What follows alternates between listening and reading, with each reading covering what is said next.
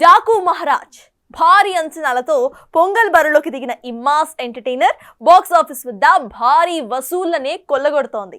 సంక్రాంతి కానుకగా డైరెక్టర్ బాబీ దర్శకత్వంలో వచ్చిన ఈ మూవీ జనవరి 12న థియేటర్స్ లో రిలీజ్ అయిన సంగతి అందరికీ తెలిసిందే. అయితే రిలీజ్ కి ముందు నుంచే పాజిటివ్ బస్ ని తెచ్చుకున్న ఈ సినిమా మొదటి రోజు నుంచి మంచి వసూళ్లను సాధించగా రెండో రోజు అదే స్థాయిలో కలెక్షన్లని సాధించడం విశేషం.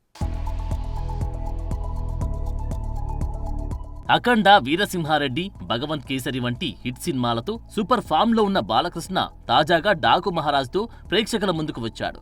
ఇక విడుదలకి ముందు నుండి పాజిటివ్ బజ్ ని మోసి భారీ అంచనాలతో విడుదలైన ఈ cinema first day decent collection ని నమోదు చేసింది.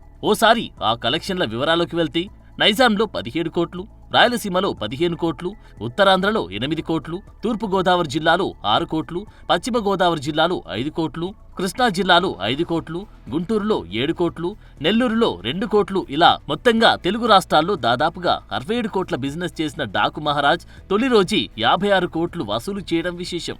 ఇక ఇదే నెంబర్స్ తో పోస్టర్ ను రిలీజ్ చేసింది చిత్ర యూనిట్. ఇలా మొదటి రోజు దుమ్ము దులిపిన ఈ సినిమా రెండో రోజు కూడా అదే జోరును కొనసాగించింది. మూవీకి రెస్పాన్స్ తో పాటు కలెక్షన్స్ కూడా భారీగా పెరిగాయి.